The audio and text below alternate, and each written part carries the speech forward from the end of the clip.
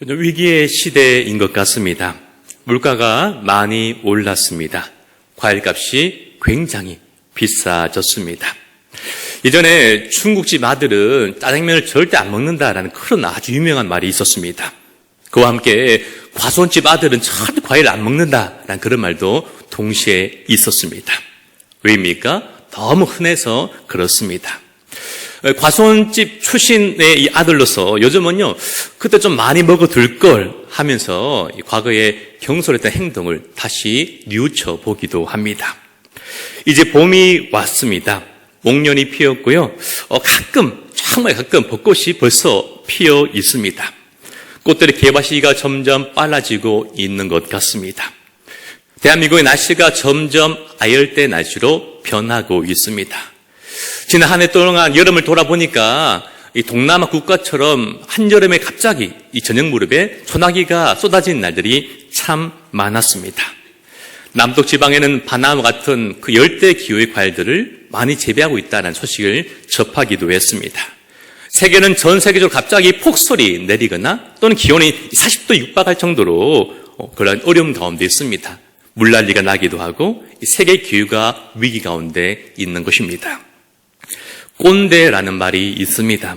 예전에 라떼는 이라고 말하면서 이 고뇌주를 내세우는 것을 가리켜 MZ세대들이 꼰대다라고 그렇게 부르는 것이죠. 그렇습니다. 권위주의는 나쁜 것입니다. 그러나 권위는 있어야 합니다. 존중받아야 하는 것이죠. 어른의 권위, 부모의 권위, 가르친 자의 권위가 있어야 하고 마땅히 존경받아야 합니다. 이 모든 것을 다 싸잡아 꼰대라고 하는 것은 잘못된 것입니다. 권위에 대한 존중이 살아가고 있는 오늘날 시대는 도덕적으로 위기임이 분명한 것 같습니다. 그리고 가장 큰 위기는 다른 것이 아니라 바로 영적인 위기입니다. 무엇이 영적인 위기입니까? 하나님 말고 다른 것들을 사랑하고 의지하는 것이 바로 영적인 위기입니다. 오늘날 많은 사람들은 하나님 말고 돈과 권력과 명예와 쾌락을 의지하면서 살아가고 있습니다. 이것들이 그들을 보호하고 지킬 든든한 자신만의 산이라고 그렇게 생각하며 착각하며 살아가고 있습니다. 그리고 그 산들이 나와 나의 가정을 언제까지 든든하게 지켜줄 것이라고 여기는 것입니다. 오늘도 그 산 아래 있는 마을에 잘 지어진 집에서 오늘도 많은 사람들이 깊은 잠을 취하고 있습니다. 그래서 저마다의 산들을 만들어내고 그 산을 바라보며 나의 영원한 산이라고 고백하며 살아가고 있는 시대입니다. 예전에 어렸을 때를 생각하면 참 유치하게 그렇게 친구들과 경쟁하기도 하고 참 유치하게 싸우기도 했던 것 같습니다. 어떤 싸움을 많이 했냐면요, 강 씨가 좋니, 김 씨가 낫니, 최 씨가 좋니, 그것을 많이 따지고 싸웠던 것 같습니다. 그러니까 자기가 성씨를 가진 유명한 사람을 한 명씩 대가면서 그렇게 이야기했던 것 같습니다. 저는 당시에 강 씨 대표로서 이렇게 말했습니다. 가수 중에 강수지가 있다라고 말했고요. 최고의 배우인 강수현이 우리 집안이다라고 그렇게 자신 있게 말하기도 했습니다. 그리고 연예인들 다 말하고 나면요, 스포츠 선수나 아니면 역사적인 인물로 넘어가곤 했습니다. 누가 있을까요?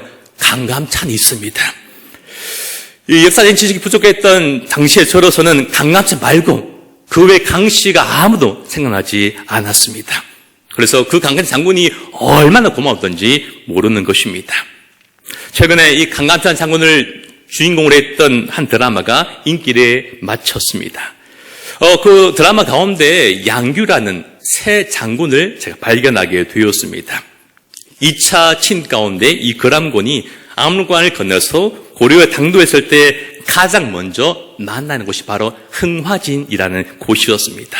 그런데 이 양규와 그의 무리들이 무려 3만 명의 포로를 구해내는 업적을 쌓게 되었고 40만의 거란 대군이 흥화진을 에워싸고 며칠 밤을 지새우면서 전투를 벌이지만 그 작은 성 하나를 함락시키지 못하였습니다. 이 양규와 여러 군사들의 지략과 용맹스러운 모습이 그 가운데 있었고 그와 동시에 이 흥화지라는 이 성이 가진 지리적인 요점이 분명히 있었기 때문입니다. 전쟁에서 이 지리적인 요건은 참으로 중요하기 때문이고, 그리고 귀대첩의 배경이었던 이 강동 육주 중 하나였던 이 귀주 역시 협곡에 둘러싸여 있는 지략적인 장소임이 분명했습니다. 이스라엘 백성에게도 그런 곳이었는데 그것이 바로 예루살렘이었습니다. 해발 800m 가량의 높은 고지대에 위치해서 적군의 침입으로부터 보호받는 그러한 천연의 요새였습니다. 이후 솔로몬 시대에 더욱더 확장되게 되었고, 그들은 더욱더 산들을 의지하면서 살아갔습니다. 동쪽으로, 서쪽으로, 남쪽으로 많은 적들이 이스라엘을 공격할 때는 수많은 희생을 감수해야 할 정도로 요충지였던 것입니다. 예루살렘은 동쪽으로는 기드론 골짜기와 흰눈 골짜기로 보호되는 성읍이었던 것이고, 한마디로 백성들에게 생존과 안보에서 매우 중요한 역할을 했습니다. 사실 이스라엘 백성들은 출애굽부터 시작해서 다윗 시대에 이르기까지 방황의 역사를 가지고 있던 민족이었습니다. 그러나 그들에게 하나님께서 목자가 되어주셨고, 하나님의 그들의 생명 그 자체였습니다. 그래서 홍해를 가라신 전능하신 하나님, 구름 기둥과 불 기둥으로 인도하시고 보호하시는 그 하나님을 경험했기 때문에 그들은 하나님만이 유일하신 참신이라고 그들이 고백할 수 있었던 것입니다. 하나님이 없는 자신들의 모습은 상상조차 할 수가 없었습니다. 그런데요, 이제 상황이 달라졌습니다. 전 여호수아와 같은 그 성읍이 그들 안전하게 지켜주고 보호해 주었기 때문입니다. 동쪽과 서쪽, 남쪽에 자리 잡고 있는 산들이 그들 적들로부터 둘러싸 지켜주고 있었던 것입니다. 그러다 보니 백성들은 더욱더 그 산들을 의지하게 되었습니다. 그래서 하나님을 더 찾지 않게 되었던 것이고, 점점 하나님을 멀리 떠나게 되었습니다. 그들 마음의 중심에 자리 잡아야 할 그 하나님이 아니라 다른 것들을 더 의지하면서 그들이 살아가는 큰 위기 가운데 있었다라는 것입니다. 그러한 영적인 위기 가운데서 오늘 순례자의 길에 오른 한 시인은 우리의 진정한 도움이 어디서 오며 그분이 누구신지에 대한 질문을 던지면서 그 해답을 찾아가면서 노래로 고백하고 있습니다. 그 신앙이 담긴 이 노래가 잠자고 있던 백성들과 그들의 영혼을 흔들어 깨울 것을 그가 믿었기 때문입니다. 오늘 시편 이렇게 시작하고 있습니다. 내가 산들 향하여 눈을 들리라, 나의 도움이 어디서 올까라고 고백합니다. 역사적으로 많은 인생들은 이 질문을 던지며 살아왔습니다. 많은 철학자들은 이 질문에 대한 해답을 찾으려고 힘썼습니다. 깊은 사색과 반복되고 수많은 고행 등 자신만의 방법을 통하여서 이 질문에 대한 해답을 찾으려 힘써 왔습니다. 그러나 끝내 그 누구도 그 해답을 발견하지 못하여서 마지막에 숨을 힘들게 내쉬며 산은 산이고 물은 물이로다라고 대답할 뿐입니다. 우리 신앙의 출발점도 마지막도 이 질문과 이 질문에 대한 대답이 되어야만 합니다. 사랑하는 성도님 여러분, 우리의 도움이 어디서 옵니까? 우리의 진정한 도움이 누구십니까? 그렇습니다. 바로 우리 여호와 하나님이십니다. 하나님만이 우리 참된 도움이 되십니다. 오늘 시인은 자신이 그 산들 향하여 눈을 돌아보니 자신을 향한 그 도움이 바로 여호와께로부터 온다라고 그렇게 노래합니다. 그렇습니다. 우리의 모든 문제의 해답은 바로 하나님이십니다. 우리의 구원은 오직 하나님뿐입니다. 우리의 진정한 도움도 하나님이십니다. 우리를 도우시고 우리 가정을 도우시고 우리나라 민족을 다시 세울 분은 바로 하나님뿐임을 믿는 이 밤이 되었으면 좋겠습니다. 오늘 시인은 세상을 바라고 소망하며 신뢰하던 그 자세를 버리고 산 위의 성전, 그리고 그곳에 임재하여 계신 하나님, 모든 것이 다 변하여도 결코 변하지 않는 상고같이 영원하시고 불변하신 그 하나님만 바라보겠다라고 고백하고 있습니다. 봄이 오고 여름이 오고 가을과 겨울이 오면 그곳에 살고 있는 식물들과 동물들은 그 모양이 변하고 그들의 삶의 행동이 변하게 됩니다. 하지만 그 산 자체는 변함이 없는 것입니다. 우리 하나님은 변치 않는 산과 같은 분이십니다. 아니, 진짜 산이 변하고 혹여 천지가 변할지라도 하나님만은 절대 변치 않으십니다. 마치 아침과 저녁이 다른 우리 남편과 아내 같은 변덕쟁이라면, 그러나 하나님이라면 우리는 결코 그 하나님을 믿지 신뢰하지 못할 것입니다.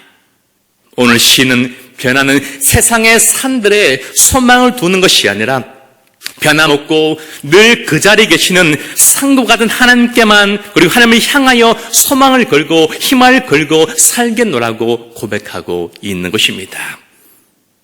오늘 자신이 걸어가는 이 순례길에서 자신을 향한 도움이 자신의 능력이나 주위의 어떤 사람에게서 오는 것이 아니라 오로지 위에 계신 하나님께로서 오는 것임을 그가 알고 고백하고 있는 것입니다. 우리 하나님은 우리를 실족치 않게 하십니다. 실족하다라는 의미로 표현했던 이 단어는 잘못 딛다라는, 발을 잘못 디디다라는 의미의 단어이기도 합니다.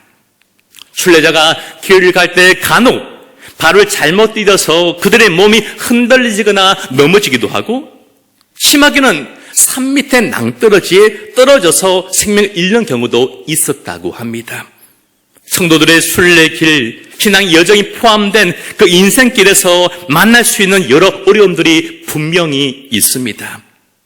우리 인생도 마찬가지 아닙니까? 우리 발을 잘못 디뎌서 우리의 마음이 출렁이기도 하고 산이 흔들려서 큰 위험을 당하기도 하는 것이 우리의 인생입니다. 우리 하나님은 이러한 실족이 일어나지 않도록 우리를 꽉 붙잡아 주십니다. 우리의 인생길이 험하고 가파르지만 하나님은 우리가 실족하는 것을 결코 허락하지 않으시기 때문입니다. 오늘도 우리가 져야 할 분명한 인생 무거운 짐이 각자 다 있고, 그 짐이 너무 무거워서 버거워서 때는 우리가 비틀거리고 흔들리는 삶을 살 수밖에 없겠지만, 그러나 하나님께서 우리의 버거운 인생의 짐을 대신 져주심으로 우리가 실족하거나 넘어지지 않도록 보호해 주신다라고 말씀하고 있는 것입니다. 우리가 가는 길이 때로는 한겨울의 빙판길처럼 미끄럽거나 때로는 사각바길 같고 때로는 길이 보이지 않는, 길이 없는 곳일지라도 우리 모든 걸음을 한 발 한 발 안전한 곳으로 인도해 줄 줄로 믿습니다. 가끔 혼자 그런 생각을 해보곤 합니다. 인생에는 여러 즐거움들이 있습니다. 어떤 즐거움이 있습니까? 먹는 즐거움이 있습니다. 가장 큰 것 같습니다. 자녀를 키우는 즐거움이 있지 않습니까? 힘들어도 자녀가 자라고 말을 하면 참 즐겁습니다. 한 번은 아내가 평안이가 자기에게 엄마 이쁘다 라고 말하면서 그것을 저한테 자랑했습니다. 알고 보니까 이 아이가 TV를 보면서도 TV 속에 나오는 다른 애기 엄마를 바라보면서 이쁘다를 늘 한결같이 말하였던 것입니다. 아마 다른 애 엄마한테 말하는 걸 보면서 제 아내가 많은 배신감을 느꼈을 것입니다. 또한 잠을 자는 즐거움도 있습니다.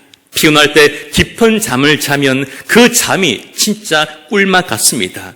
누워있는 것이 그렇게 좋을 수가 없는 것입니다. 그런데 우리 하나님은 이 자는 즐거움을 모르십니다. 왜입니까? 하나님은 잠을 잘 필요가 없는 분이시기 때문입니다. 오늘 성경은 우리에게 말하기를 우리 하나님은 절대로 졸거나 잠을 자지 않는다라고 그렇게 우리에게 분명하게 말씀하고 있습니다. 왜 하나님이 졸지도 않고 주무지도 않는다라고 그렇게 고백하고 있는 것입니까? 당시 고대 건동의 사람들은 자신들의 신이 잠들어 있다라고 믿었다고 합니다. 그래서 자신들의 위기에 처하거나 어떤 도움이 필요할 때에 잠자는 그들의 신을 깨워야만 했던 것입니다.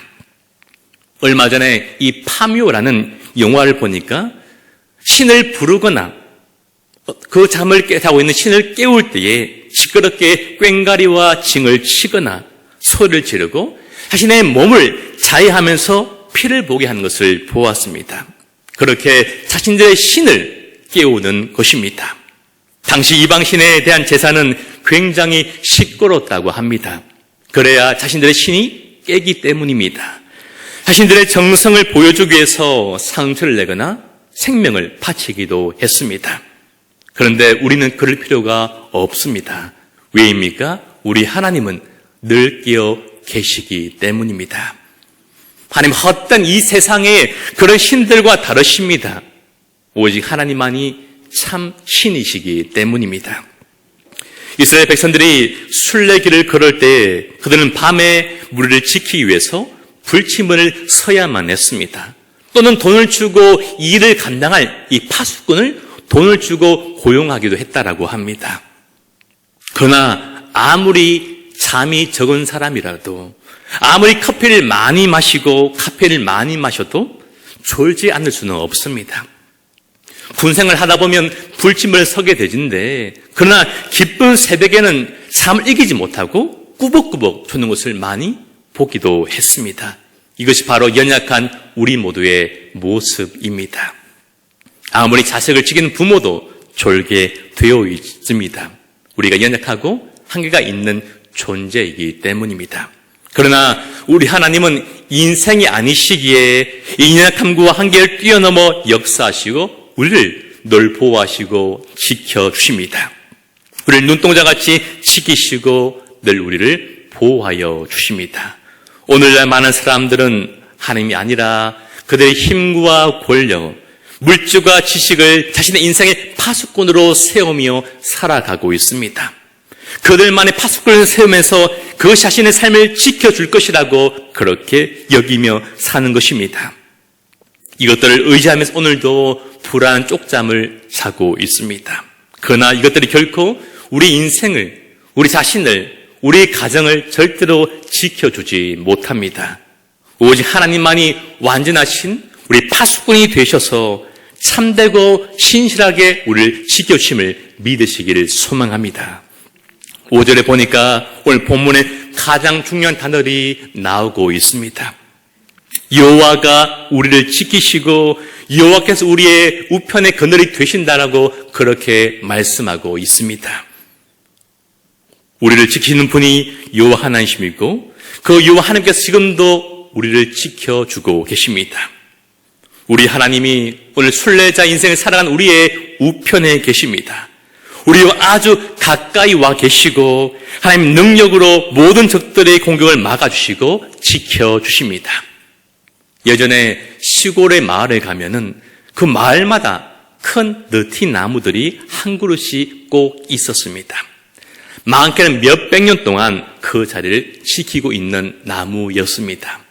여름이나 무더운 날이 되면 할머니와 어른들이 그곳에 모여서 그 그늘에서 더위를 피하곤 했습니다.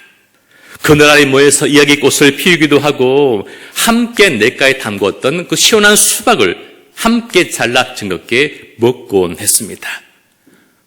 할머니 옆에 따라왔던 이 아이는 어느새 할머니 무릎에 잠이 들기도 하였고 이 아이 이마에 송글송글 맺힌 그 땀방울을 할머니가 부채질로 씻겨주기도 했습니다.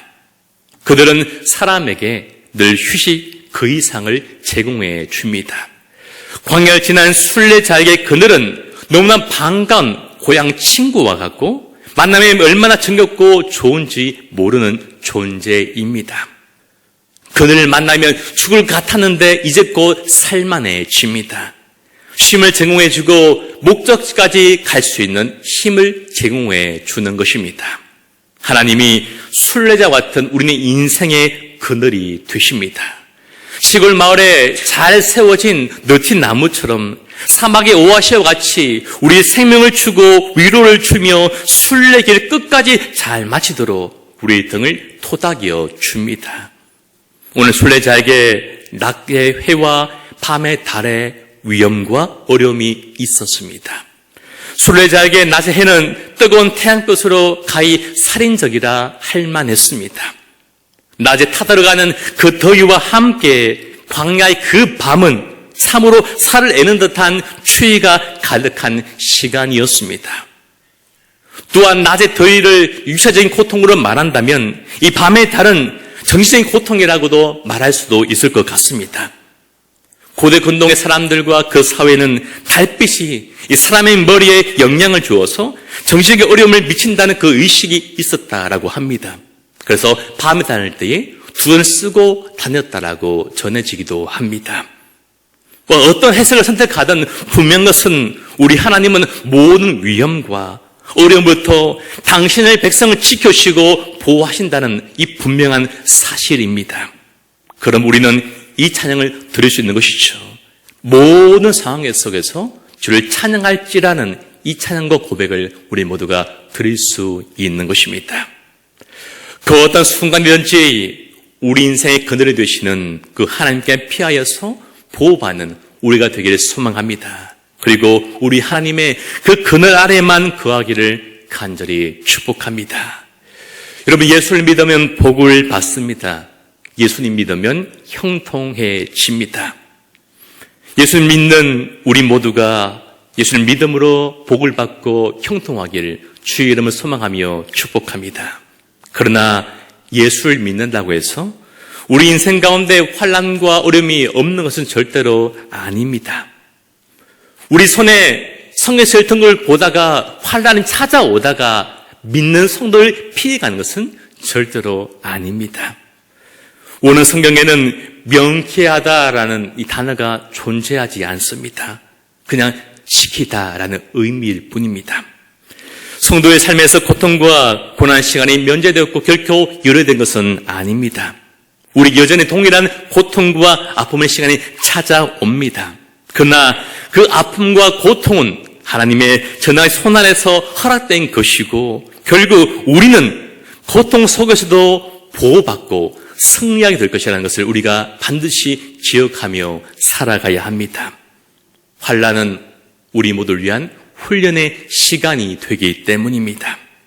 우리 이것을 환난이라는 것을 고통으로 해석할 수 있지만 동시에 다른 의미로 고통스러운 훈련이라고 우리가 번역할 수도 있기 때문입니다. 최근에 우리 자녀들이 군 입대를 많이 했습니다. 아마 지금쯤 열심히 훈련을 받고 있을 것입니다. 경험상 이 훈련이 쉽지만은 않습니다.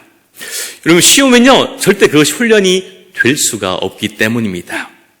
왜 입대를 해서 힘든 훈련을 받는 것입니까? 그래서 바로 그들을 위해서입니다.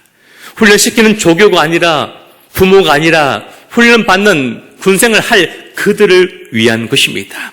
그들이 군생활을 건강하고 효율적으로 잘할 수 있도록 그들의 정신과 육체를 건강하게 만든 과정이기 때문입니다. 모든 걸 다 마친 후에 우리의 자녀들은 더욱더 성숙해지고 성장해 있을 것입니다. 풀불 가운데서 하나님은 사드락과 메삭과 아벳노고를 굳게 지켜주셨습니다.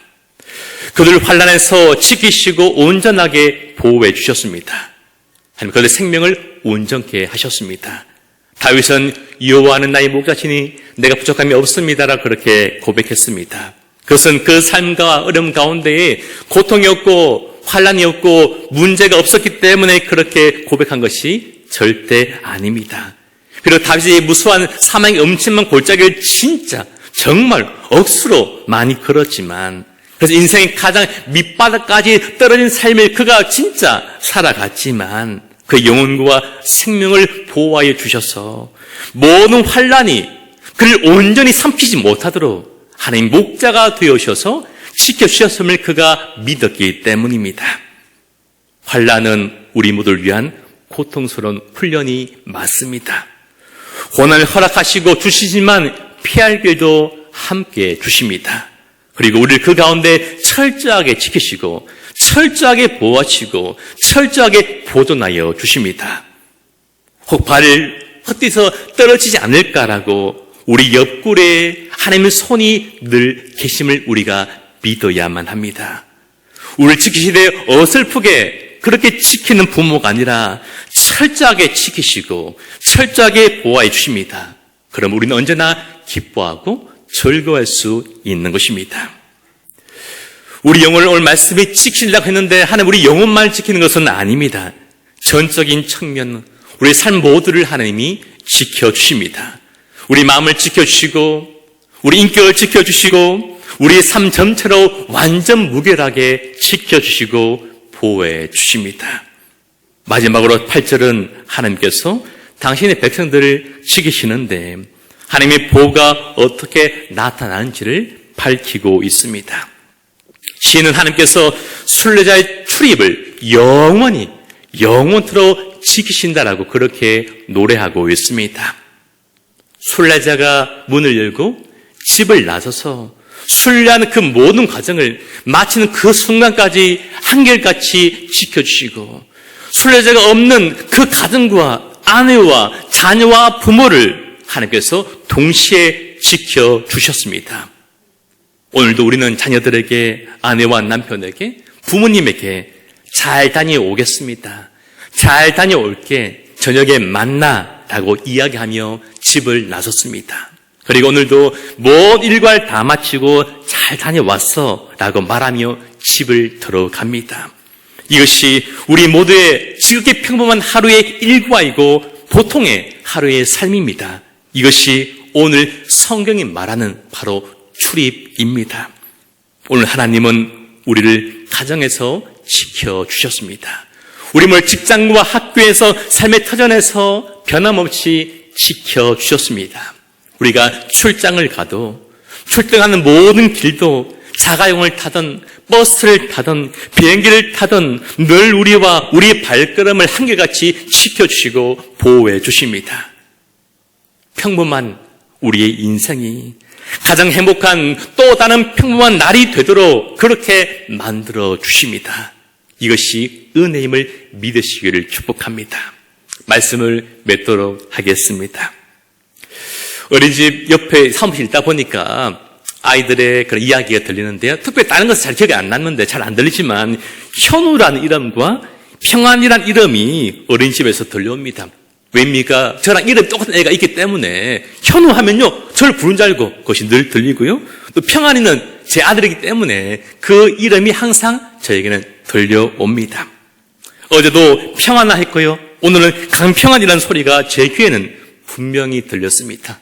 남들은 못 들었는데 저는 분명히 확실히 그 이름을 들었습니다.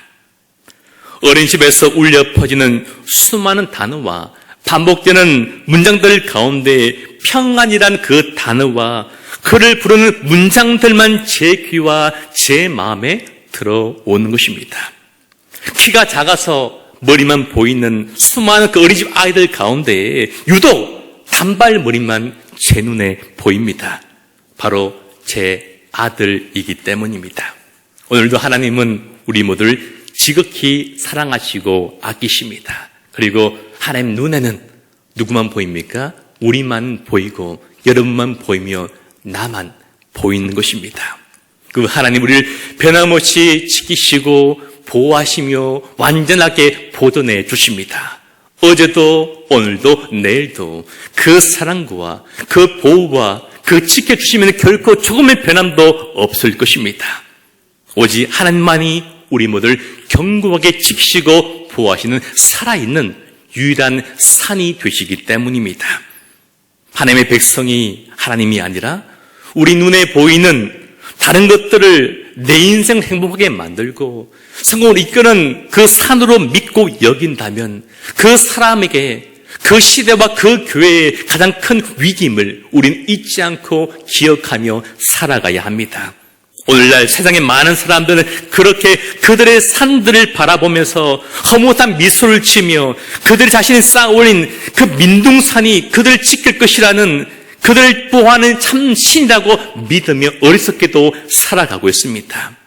그러나 그들이 쌓아올린 그들의 산은 언젠가 산사태가 나고 무너지고 불타서 흔적도 없이 사라지고 말 것이고 결국 그들이 쌓아올린 보호할 것이라는 그 산이 그를 덮쳐 삶을 마치게 될 것입니다. 우리는 위기 속에서 부르는 오늘 이 신의 위대한 신앙의 고백이 담긴 이 노래를 불러야 합니다. 우리 하나님과 도움이 오직 하나님이시고 우리의 모든 환난 날부터 하나님만이 지키실 것을 노래하는 우리가 되길 소망합니다. 힘차게 부르고 입을 크게 벌려 부르며 종을 불끈 쥐고 부르고 마음을 다해 부르며 영원토록 이 노래를 부르기를 간절히 소망합니다. 모든 이들이 다 들을 수 있도록. 그래서 모든 사람들이 다른 수많은 산들이 아니라 여호와 하나님만이 그의 인생의 진정한 산이심을 다 알 수 있도록 오늘 우리 모두가 이 찬양의 고백을 다 부를 수 있는 우리 입술과 우리 삶이 되시기를 주의 이름을 소망하며 간절히 축복합니다.